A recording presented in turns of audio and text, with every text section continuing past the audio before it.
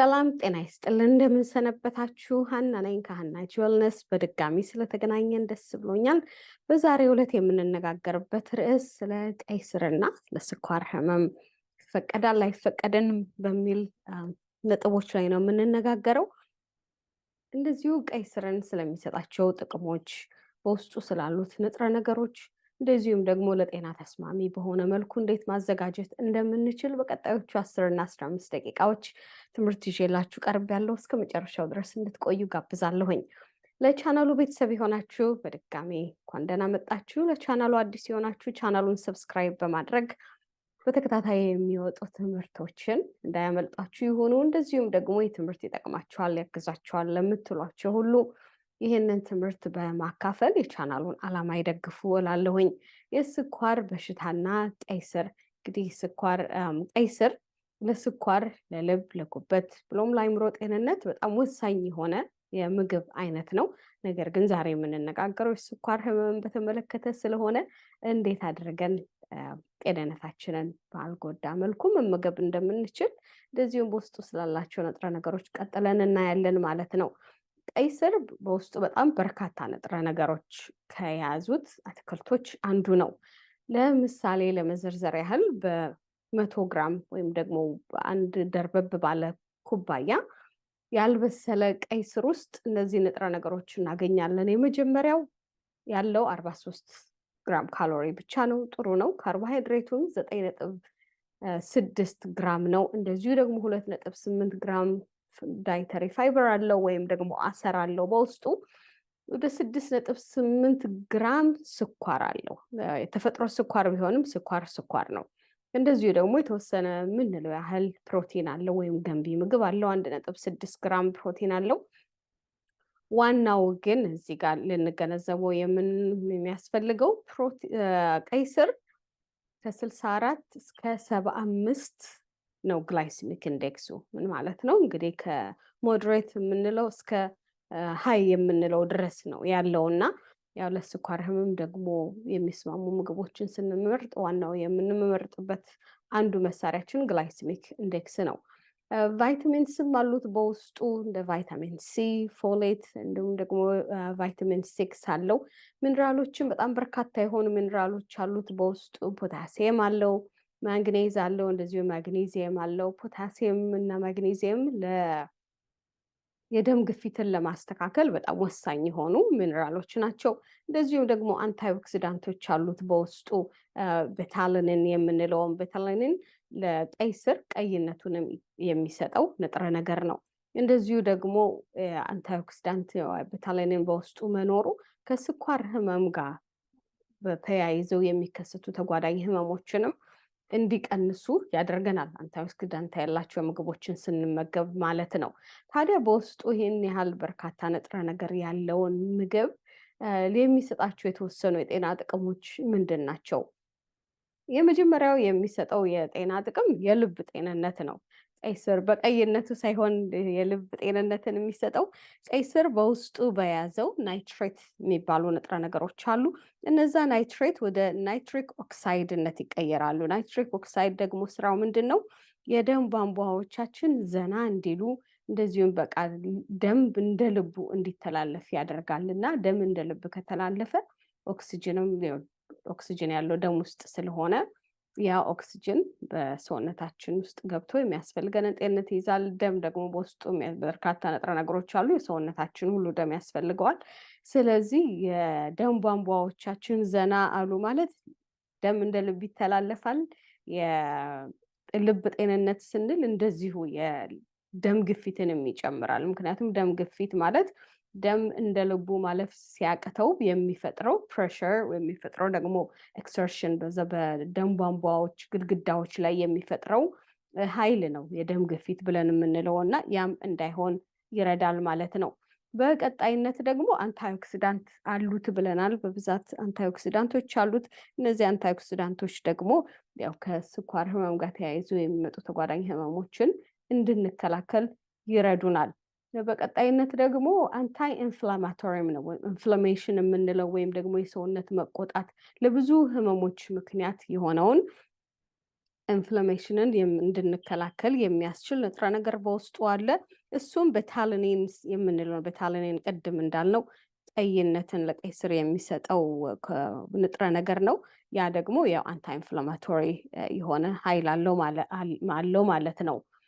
እንደዚሁ ደግሞ ትልቁ ነገር ለአይምሮ ጤንነትም ወይም ደግሞ ለአስተሳሰባችን እንዲጎለብት የማድረግ ኃይል አለው። ይህም የሚሆነው ቅድም እንዳልነው ተመልሰን ወደ ናይትሬት እንሄዳለን። ናይትሬት የደም ቧንቧዎቻችን እንደልባቸው ደም እንዲያዘዋውሩ ስለሚረዳቸው በዛ ምክንያት አይምሯችን ደግሞ በጣም ብዙ ደም ያስፈልገዋል። ደምና ኦክሲጅን ደግሞ ለአይምሮም ጤንነት ይሁን ለሰውነት ጤንነት ወሳኝ ስለሆኑ በዛ ምክንያት የአስተሳሰባችን እንዲጎለብት አይምሯችን ዘና እንዲል ያደርጋል። የአይምሯችንንም ጤና ይጠብቃል ማለት ነው።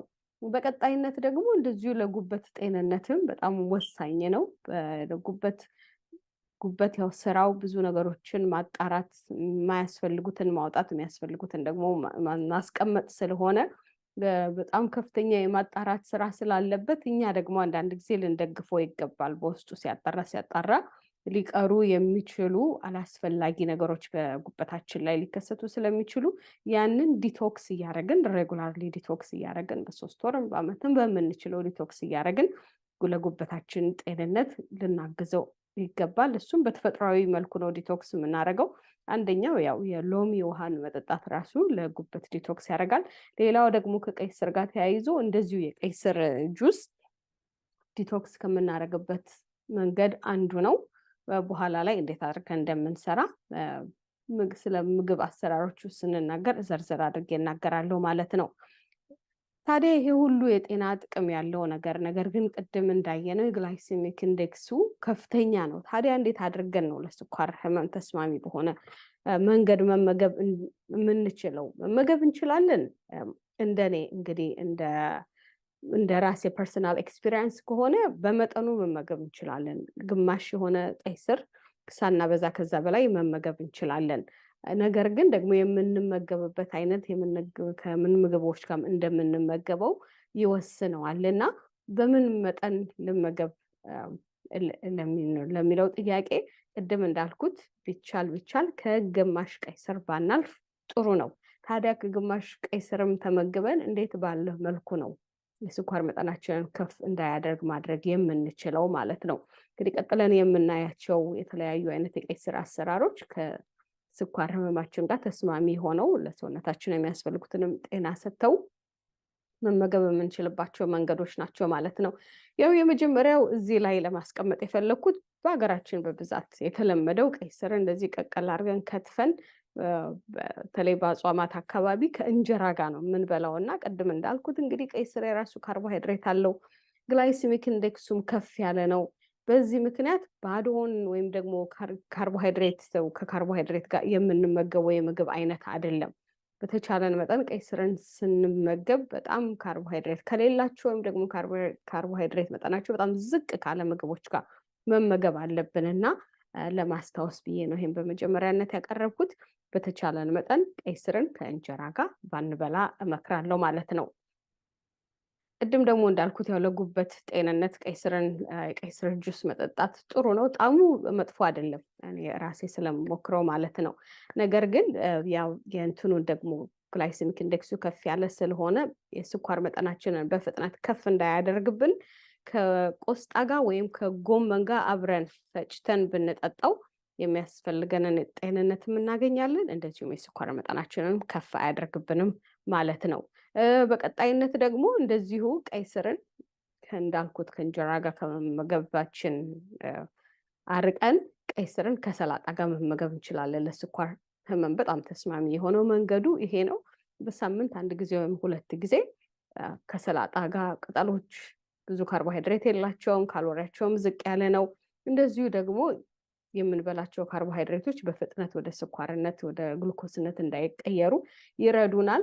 ከዛ በተጨማሪ ደግሞ ያው አቮካዶ ስንጨምርበት፣ ኦሊቭ ኦይል ስንጨምርበት የአብዞርብ የመሆኑ ደግሞ ቶሎ ብሎ ስኳሩ ወደ ደም ስራችን የመግባቱ ፕሮሰስ ይቀንሳል ማለት ነው። ስለዚህ በዚህ መልኩ መመገብ እንችላለን።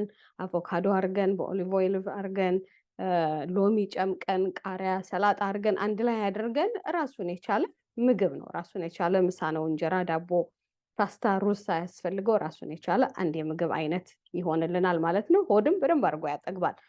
ሌላው ደግሞ እኔ የምጠቀምበት አይነት ቀይ ስርን እንደዚሁ ቅድም እንዳልኩት ምንም ካርቦሃይድሬት ከሌላቸው ነገሮች ጋር በተለይ ፕሮቲን ነክ ከሆኑ ነገሮች ጋር ከተቀቀለ እንቁላል ጋር ከዶሮ ጋር አድርጎ መመገብ ይቻላል። እንደ ሰላጣ ወይም ደግሞ እንደዚሁ ገልበጥ ገልበጥ አድርጎ በሽንኩርት በምናምን ትንሽ ጠበስ ጠበስ አድርጎ ገልበጥ ገልበጥ አድርጎ መመገብ ይቻላል። እሱም ራሱን በቻለ አንድ የምግብ አይነት ነው።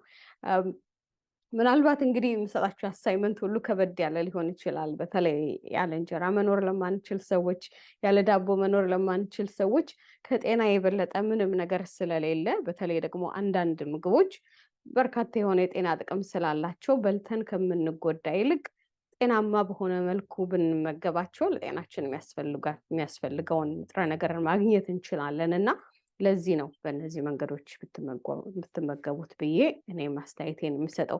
ምክንያቱም አንዳንድ ሪሰርቾች እንዳነበብኩት ቀይ ስር ያው አይመከርም ተብሎ ከሚባለው የምግብ አይነት ነው ለስኳር ህመም። እኔ ግን ከራሴ ልምድ የተነሳ በዚህ መልኩ ቀይ ስርን ስመገብ ስኳሬንም ከፍ ስለማያደርግብኝ የሚያስፈልገውንም ጤንነት ስለሚሰጠኝ ነው ላጋራችሁ ብዬ ይሄንን ትምህርት ያዘጋጀሁትና እንደሚጠቅማችሁ እንደምትጠቀሙበት ተስፋ አደርጋለሁ። ይህንን ትምህርት ደግሞ ለሌሎች እንደዚሁ በማስተላለፍ ሌሎችም እንዲጠቀሙ ያደርጉ። ዋናውና ትልቁ ነገር የስኳር ህመም የራሱ የሆኑ ውጣ ውረዶች ቢኖሩትም ግን እንደዚህ አንድ ላይ ሆነን ስኳር ህመምን ጤናማና ደስተኛ በሆነ መልኩ መኖር እንችላለን። እንደዚሁም ደግሞ ከስኳር ህመም ጋር ተከትለው የሚመጡ ተጓዳኝ ህመሞችንም መቋቋም እንችላለን ከተጋገዝን፣ ያወቅነውን ለሌሎች ካስተማርን፣ አይዟችሁ በርቱ ከተባባልን ምንም የማይታለፍ ነገር ስለሆነ አብረን ተደጋግፈን ብዙ መረጃ የማይደርሳቸው ወገኖቻችንን መረጃ እናድርስ ስላለሁኝ በዚህ አጋጣሚ እስከ ትምህርቱ መጨረሻ ድረስ ስላዳመጣችሁኝ አመሰግናለሁኝ። በዚህ ትምህርት ተምሬያለሁ፣ የሚጠቅም መረጃ አግኝቻለሁ ካላችሁ ላይክ በተኑን በመጫን ድጋፋችሁን አሳዩ። እንደዚሁም ደግሞ ለሌሎች ትምህርቱም እንዲደርስ ያድርጉ እላለሁኝ። በቀጣዩ ሳምንት ጊዜ እስክንገናኝ ድረስ መልካምና የተባረከ ጊዜ ይሆነላችሁ።